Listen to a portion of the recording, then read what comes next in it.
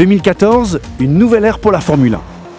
Pour la première fois dans l'histoire de la discipline, les monoplaces seront motorisées par un groupe motopropulseur hybride extrêmement sophistiqué, utilisant carburant et énergie électrique.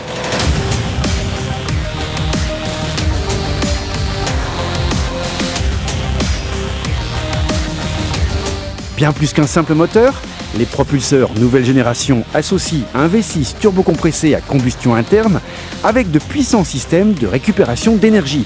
Deux génératrices électriques récupèrent l'énergie thermique au niveau des gaz d'échappement ainsi que l'énergie mécanique lors du freinage. Les systèmes fonctionnent de manière complémentaire. Tout au long d'un Grand Prix, les écuries doivent trouver le bon compromis entre les deux sources d'énergie. Les deux génératrices électriques sont couplées au moteur turbo et parfaitement intégrées dans le châssis.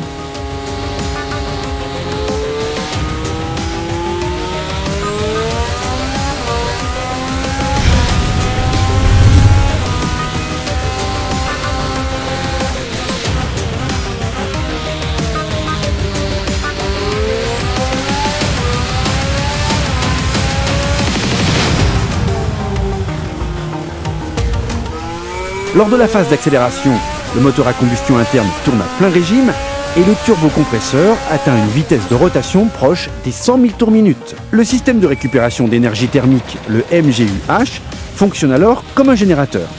Il récolte l'énergie générée par les échappements, dont la sortie unique est située dans l'axe central de la monoplace. Cette énergie peut alors être conservée dans la batterie pour une utilisation ultérieure ou bien transmise au système de récupération d'énergie cinétique, le MGU-K. Relié au vilebrequin du V6, le MGU-K agit tel un moteur et délivre un supplément de puissance. Lorsque le pilote freine en bout de ligne droite, le MGU-K passe alors en mode générateur et récupère l'énergie dissipée lors du freinage. Stockée dans la batterie, elle pourra ensuite être utilisée plus tard pendant le tour du circuit.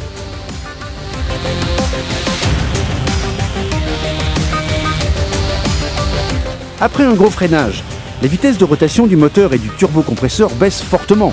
Pour éviter le temps de réponse du turbo à la réaccélération, le MGU-H fonctionne comme un moteur et permet au turbo de conserver une vitesse de rotation optimale.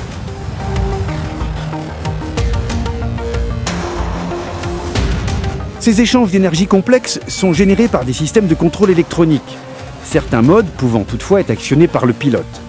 Ils offrent plus de flexibilité pour la stratégie de course ou bien plus de puissance lors d'une tentative de dépassement.